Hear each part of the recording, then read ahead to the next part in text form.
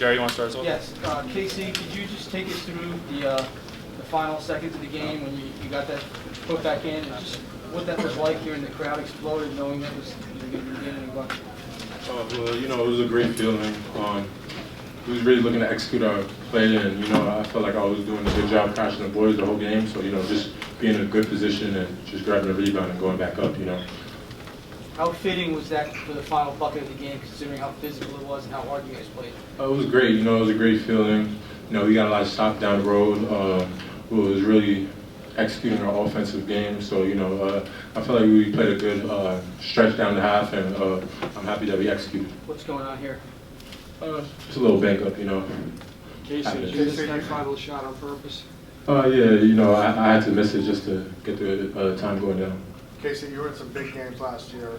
Where does this game compare to that, and what kind of statement has Seton made with this win here? This was a big game. You know, we tip our hats off to UConn. You know, they're a great team with great players, and you know, I feel like our team came in and we were locked in on defense and offense, and you know, we just clicked today, and happy we got the win.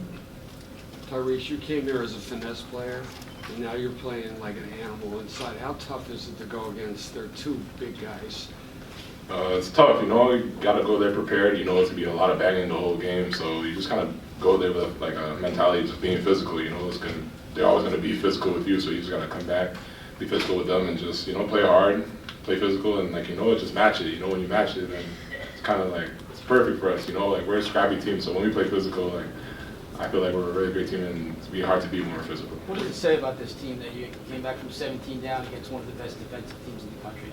That we're just mentally strong, you know, like just like being down 17, like going into halftime, just like don't worry, it's another 20 minutes. You know, we work for things like this. We've been working hard since summer, so you know, just kind of come back, play this game, and see the results was what it was. You know, so I'm happy for our team.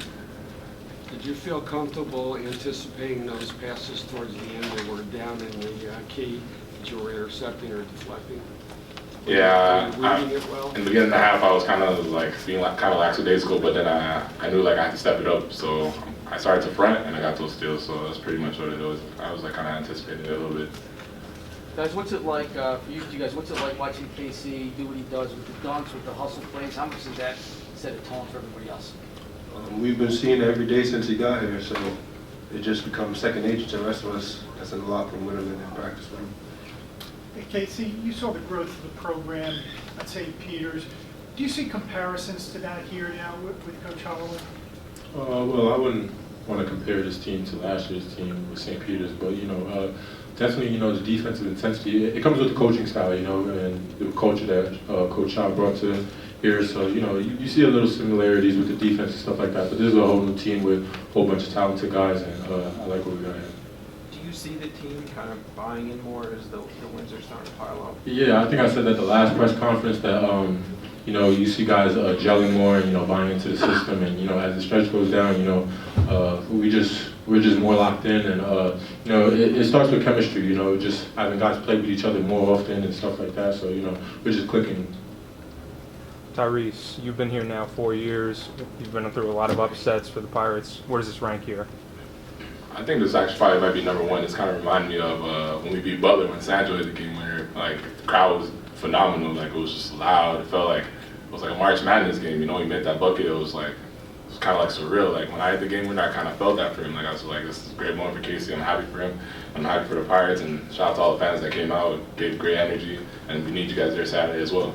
Guys, what was different defensively in the second half? They only shot like 30%. They only took, I don't know, 16 or 17 shots. It's like a different team. Just kind of going out there with our hands active, you know, just kind of staying solid. Before in the first half we were kind of like jumping around a lot, but second half just kind of stay solid to your man and just, you know, hands active and boxing out and just finishing off the defensive assignment. Kadary, after the timeout for the last 17 seconds or so, what play was called in the huddle by Coach, other than getting you the ball on the inbound? A middle ball screen, and just see what I can make out of it. Hey guys, I hate to. Coach Murray's going to do media outside his locker room. I just want to give you guys enough time to go down there. He's not going to come in the room. Yeah, this is a change of plan. Yeah. Brian will take you down. Can we ask a couple more? Yes, absolutely. Guys, obviously the goal is to get to the NCAA tournament. It's a long way to go, but you know, how important would it be to get there and How much does a win like this help? It's very important, and wins like this always have to, of course, but you're just taking it one game at a time.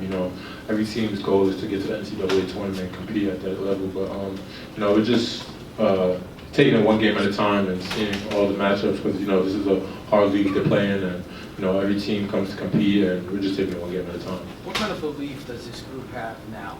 You won 4 in a row, you beat some very good teams, you won on the road, you won here. What is the belief factor that is coming together for this team? We've always believed in each other.